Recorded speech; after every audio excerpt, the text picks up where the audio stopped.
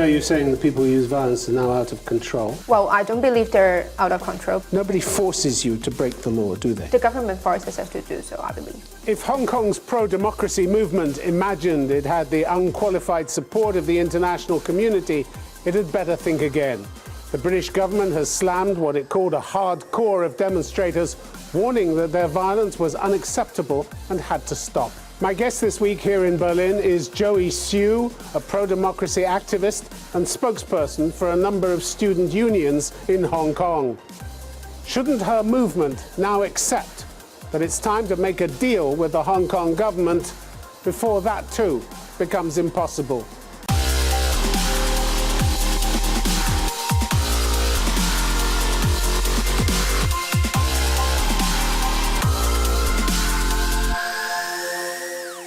Joey Siu, welcome to Conflict Zone. My pleasure.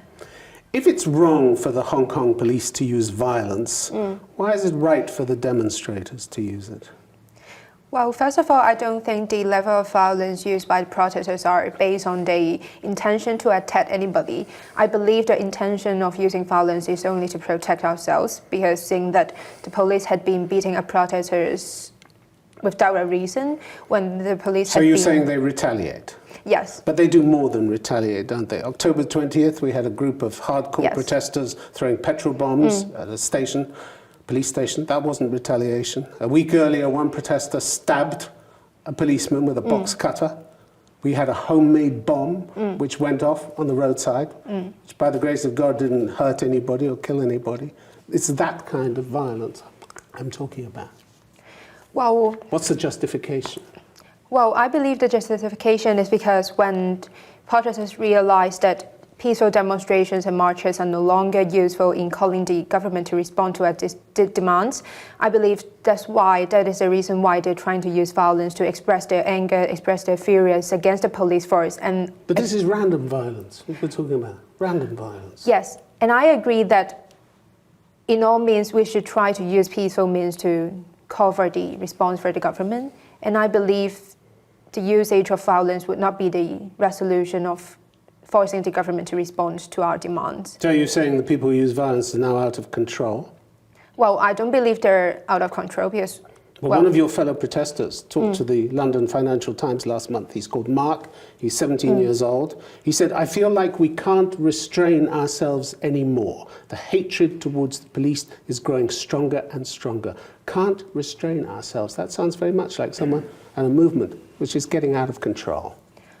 I believe that it's only some individual cases. I believe on a common ground that most of the protesters are still doing things based on a reason. For example, like they vandalize MTR stations, they vandalize those restaurants or other shops that are related to Chinese-funded companies because we'll come on to that a bit later. I want to talk to you about the measures you use. But some of your leading figures are worried by the violence, aren't they?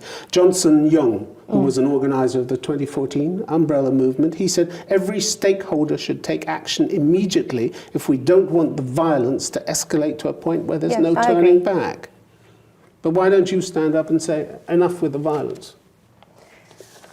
Well, I believe one of the principles among the protesters is about no splitting and no condemning any of our protesters, even though the level of violence they use seems to be like escalating and might be posing some harms to the others. So you maintain almost Chinese Communist Party unity. That's vital for you, is it? I think nobody that is can argue, nobody can talk, nobody can dispute. Well, we do argue and we do discuss about our actions, and even after those vandalizations, we've got some discussions online on the online forums about, and we did reflections on our actions. So I believe there are... But the violence still goes on. Who can stop it? Who can order it to stop? Well, I believe nobody can try to stop it unless... Nobody. So it's out of control then, if nobody can stop it. Unless when the younger generations stand together, they're willing to stand up together with the older generations. For example, for student leaders, together with some significant leaders from the pro-democracy side. When these leaders try to stand up together and say, now we have to do something peaceful and to stop the violence, I believe that might be there might be a way to stop the violence. And another thing that sounds pretty tentative. That sounds pretty tentative, pretty difficult. Once the train is rolling, nobody, it seems, in your group can stop it. That's dangerous, isn't it? Yes, I agree. So that's why we had been organizing peaceful marches and rallies to try to switch the tactics that we are using on protesting to call for the government to respond to our demands. And I believe everybody in the society had been working very hard. For example, like we are organizing general strikes. We had been organizing class boycotting campaigns because we would like to try to explore other peaceful means so that we do not have to use violence. But if in the meantime you should, God forbid, kill anybody, an innocent passerby or a policeman, your movement's finished then, isn't it? Your international support will evaporate overnight. Yes, I agree. And you're prepared to take that risk? And you won't come out in public and say, we need to stop this. The British government has slammed, last week, has slammed what it called a hardcore minority, said the violence was unacceptable. This is the sound of your international support wavering and leaving you, isn't it?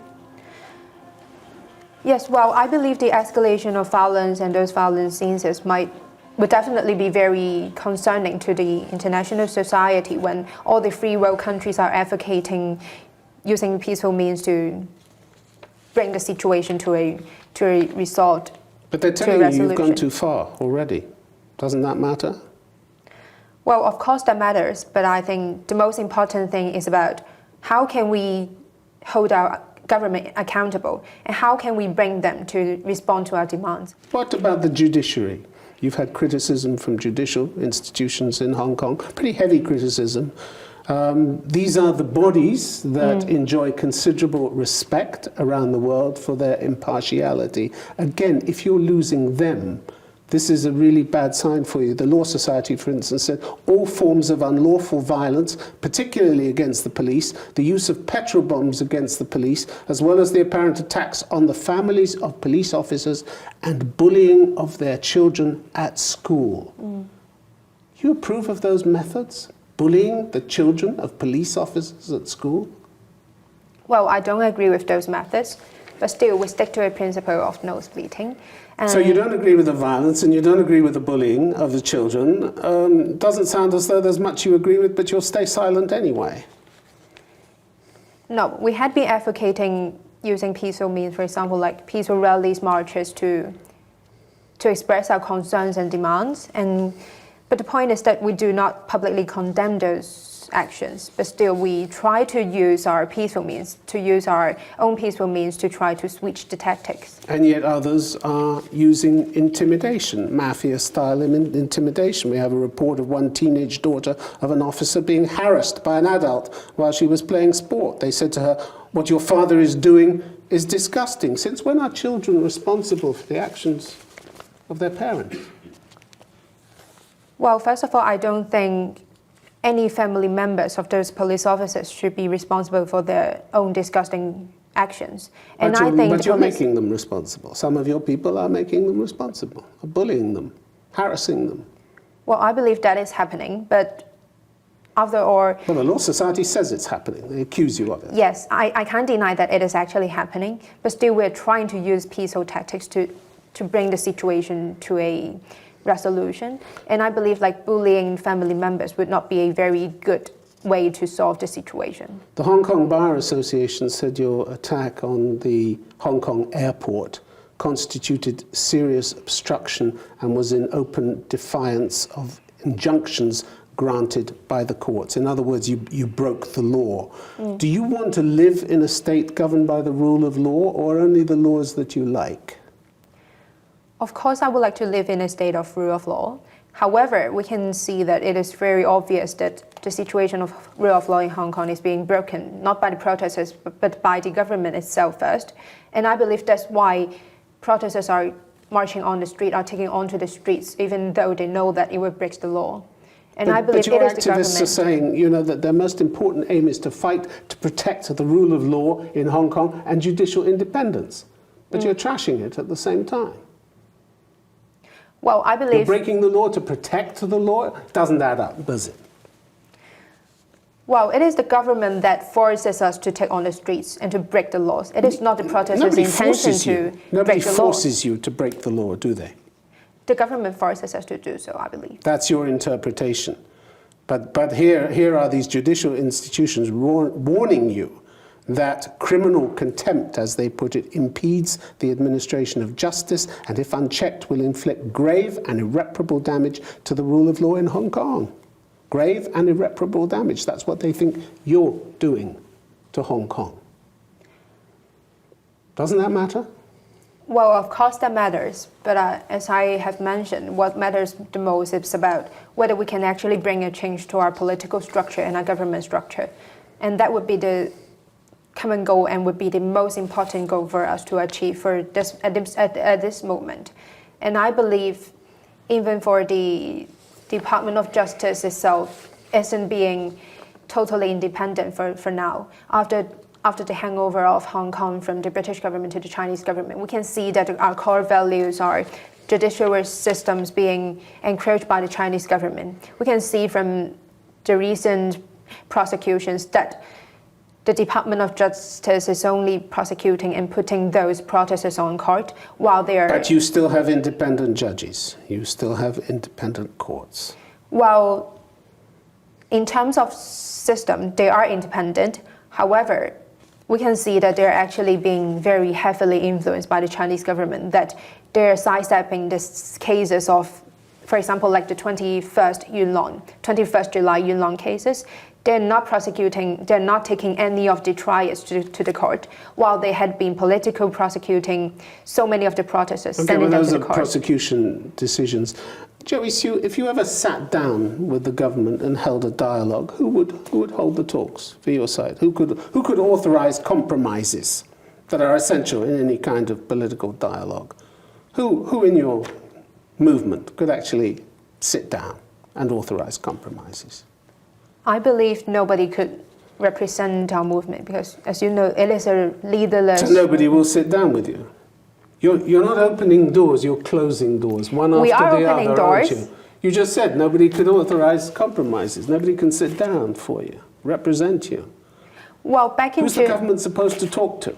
Well, back in June, the Chief Executive Carrie Lam has tried to approach to several student unions in Hong Kong, and we had rejected her offer because she requested a private meeting with only some of the student unions in Hong Kong, which is not even representing all the students in Hong Kong. It would be a start, wouldn't it? It would have been a start. It won't be a start, it would only be an end to our movement, because back in 2014, we see that Carrie Lam tried to talk to some of the student leaders, some of the leaders of the Umbrella Revolution. However, what we got after the dialogue was the crackdown of our movement, and then Carrie Lam did not fulfill any of her promises in the dialogue. And we feel like, especially in this leaderless movement, it is very important for us to have a public dialogue with as many stakeholders in the society as possible. At least we cannot only have the student activists talking to Carrie Lam. Okay, we have to include other stakeholders. You've put forward 5 principal demands of the Hong Kong government. You and your fellow activists have argued that the government has only addressed one of them, which was the extradition bill, which they withdrew. But in fact, according to Albert Chen, Professor of Law at the University of Hong Kong, the government responded to all of your demands, just not in the way that you wanted. You wanted an independent investigation into police handling of the riots. You didn't get that. But you didn't get nothing either. The Independent Police Complaints Council appointed 5 overseas experts from Britain, Canada, Australia, and New Zealand. You didn't get everything, but they did respond, didn't they? Well, I believe what are we calling for is not only an official demand for official response from Carrie Lam. What we are asking for is about the concrete actions by the Hong Kong government. We are asking them to respond to our demands by taking actual actions. For example, they invited these experts from Britain, Canada, Australia, and New Zealand. Well, I believe that is not what we are asking for. No, it's not exactly what you wanted, but it's something. We are asking for an independent commission of inquiry to investigate into police brutality. However, for the independent police commission, it is formed by mostly pro-establishment camp supporters. How can we trust them? How nobody can hold it accountable? You can't trust the overseas experts from Britain, Canada, They are only Australia, advisory New Zealand. committees. They are not the one who make decisions. to handle the complaints. You also want all charges dropped against protesters who've been arrested. And they've turned that down. But how could they do anything else? If you're found to have broken the law, you should be punished the same way as the police are, shouldn't you? So why are you above the law? So why aren't they punishing the police? They have in the past. Police have been hauled into court and punished. We cannot even identify the police because they are not showing their warrants, because they are not showing the numbers. When we cannot hold the police accountable, when nobody can actually punish the police, how come the Hong Kong government could be charging our protesters with rioting, even though they're only participating in some peaceful marches? That is not reasonable. So but you don't consider yourselves equal before the law with everybody else, do you? We are equal before the law. So why should you get an amnesty? Why? If you've broken the law, and the Hong Kong Bar Association, the Hong Kong Law Society seem to indicate that you have broken the law, shouldn't you be punished for breaking that law? Well, I believe asking for an amnesty would be the best solution, would be the best resolution to resolve the current situation. I thought you wanted to uphold the rule of law in Hong Kong. Yes, we want. Yes, we want. But at the same time, then you want an amnesty. You want to escape punishment for breaking the law.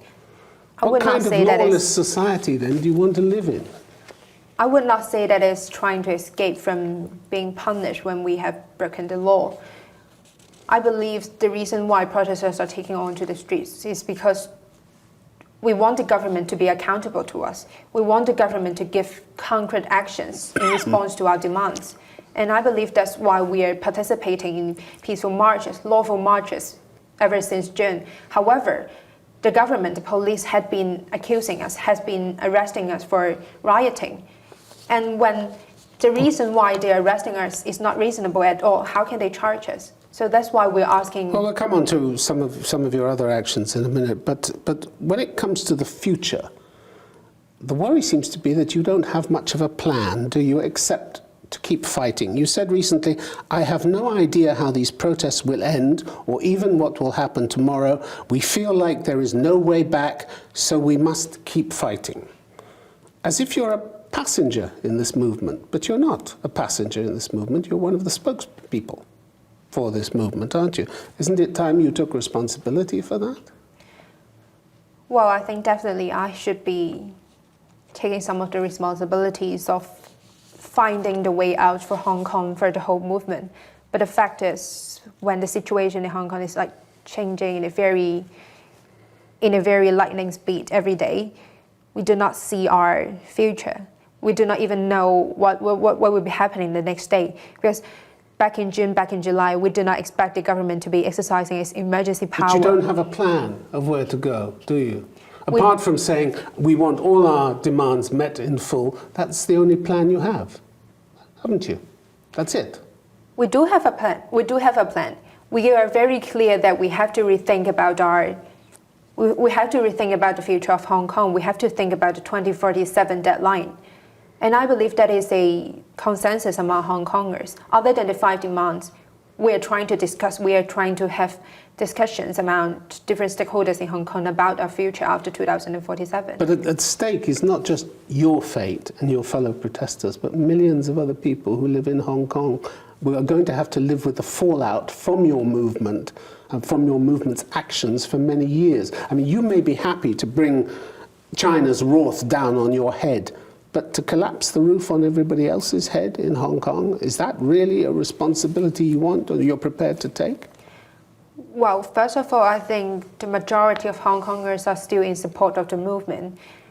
And I believe most of us are quite clear that, and are getting prepared that once we're failing the movement or once, like, the Chinese Communist government would be using violent tactics to end the protests, we are very clear that what the aftermath would be. And I believe the majority of Hong Kongers would like to take the risk in exchange of a better future of Hong Kong.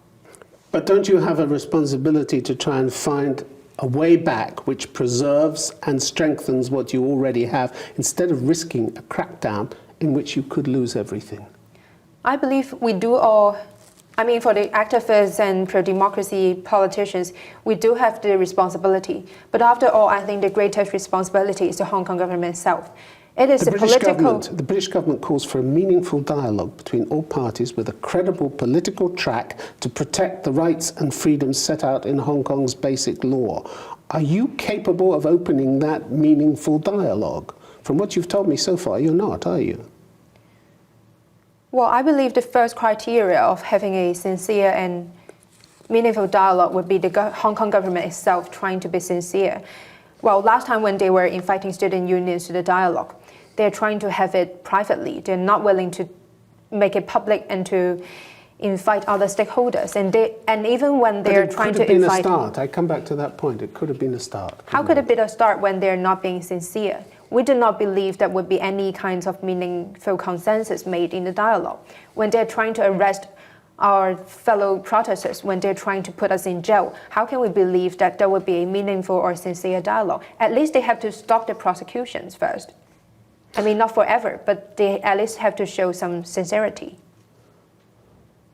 Some sincerity. People are worried that you're becoming increasingly rigid and inflexible. Joseph Cheng, who led a coalition of pro-democracy groups in 2014, says, "No one ever dares to say, think about it or accept it. Anyone who does so will be severely attacked. We come to a consensus, we stick to that position, and we cannot shift."